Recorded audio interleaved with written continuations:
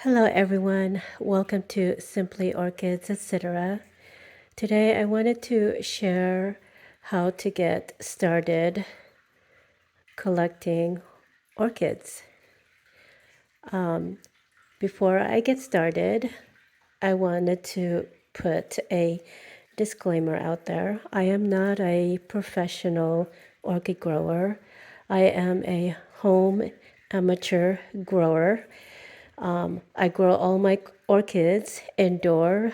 For an exception, a couple of my orchids are outside currently. But anyway, also before we get started, if you happen to watch this and you like what you see and you're not subscribed yet, please go ahead and subscribe to my channel and push that like button. It does help put out my video out there as a recommendation, and also it helps with my channel when you do subscribe, and it is free to subscribe to my channel. So I'll give you guys my three top pick, which is the easiest to get started in orchid collection. The number one, actually, I'm going to go backward. Number three that I am choosing is this miniature Phalaenopsis. I believe it's a hybrid type of Phalaenopsis. The reason why I say this is good for a new beginner that is starting out in orchid growing as a hobby is the fact that it's easy to find. You can find these type of orchids in big box stores such as Home Depot, Lowe's, even your groceries. You can find them there as well. This is the oldest orchid I have in my collection. It's what got me started in orchid hobby. As you can see, she is in spike actually. Let me see. As you can see, she's in spike. And this is the second time that she will be in spike this year. So this is one of my pick as far as getting started in your orchid hobby, and they're pretty simple. This one can, depending on the weather, if you're growing this indoor or outdoor, they can, if you grow this indoor, they can tolerate no water for at least a week. And if you're growing it outside during the summertime, you would have to water it more often than once a week. So yeah, this is a Phalaenopsis. This is one of my pick that I would choose for someone who is getting started. And I'll show you my next second pick. One sec. So my next second pick, I would recommend to grow for a beginner is this Oncidium Sherry Baby. I got this from Carmela's Orchids a couple years ago, and this is the name.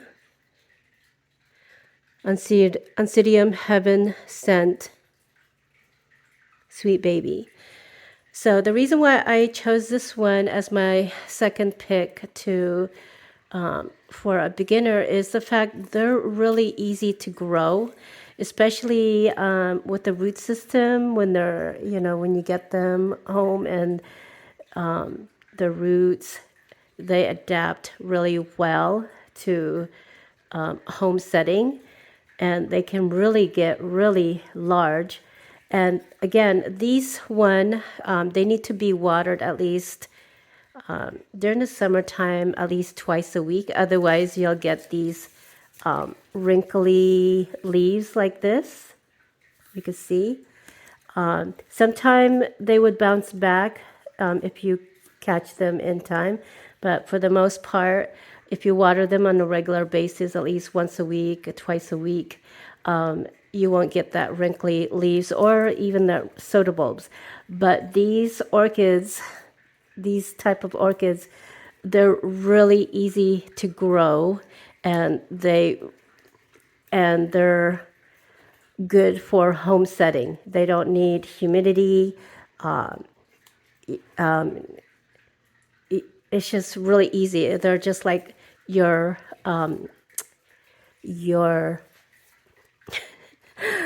sorry, I lost my train of thought. They're like your typical house plant, except they're not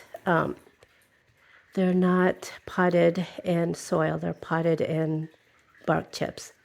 But I picked this one because they're really easy. You can't go wrong with Oncidium.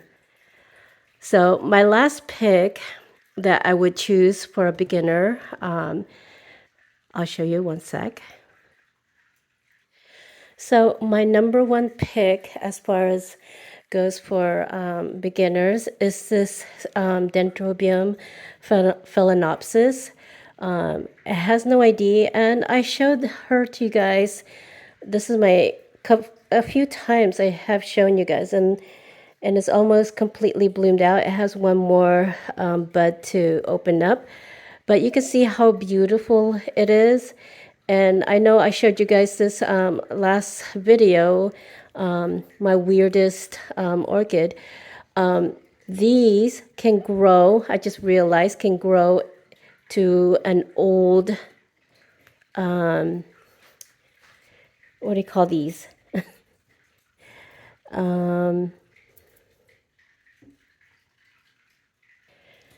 They can grow these an old cane, as you can see. So when you guys get this home, if you get one of these, do not cut off their old cane, especially if they're still hard. They're not soft to the touch. As you can see, I have this is 1, 2, 3, 4 canes here. And I just realized that these can bloom from an old cane, like I just said. So, and these, as far as watering, you can water this once a week and they have no problem because their cane kind of hold, reserve their, a lot of, they absorb their nutrient, and as far as water source, it's in their cane. So you can go without watering them for over a week. That's why I chose this one as my number one pick as far as a new orchid hobby coming into collecting orchids. See, this is the last bud to grow, and they are gorgeous. You can see it's purple and white and green. So now you know my top three pick of orchids that I would recommend for a new orchid hobby. If you have any question or if I miss anything, please leave me a comment below, and I'm more than happy to answer your question if you have any. So I hope you guys enjoy this video. Push the like button and the notification bell if you are subscribed. I would really appreciate it. And also, I wanted to let you guys know, thank you so much to all the new subscribers that came on board and subscribe to my channel. I truly appreciate your support, and I'm just looking forward to continuing growing my channel and producing more content with you guys. I am new to orchid growing as well. I've been only growing since 2016. So you can see how long I've been growing. I'm not your typical orchid grower who has, over 100 orchids. I've barely have that as of right now. So come join me on my journey and learning orchids, new orchids. I find it really, really satisfying to see orchids bloom for me. And I'm sure you guys will find it satisfying as well when you obtain your first orchid and you get it to rebloom for you. So till next time, you guys, have a great weekend. Stay safe. And by the way, next week is Thanksgiving. If you're in the US, happy Thanksgiving to everyone and stay safe. And as always, happy growing, everyone. Bye for now.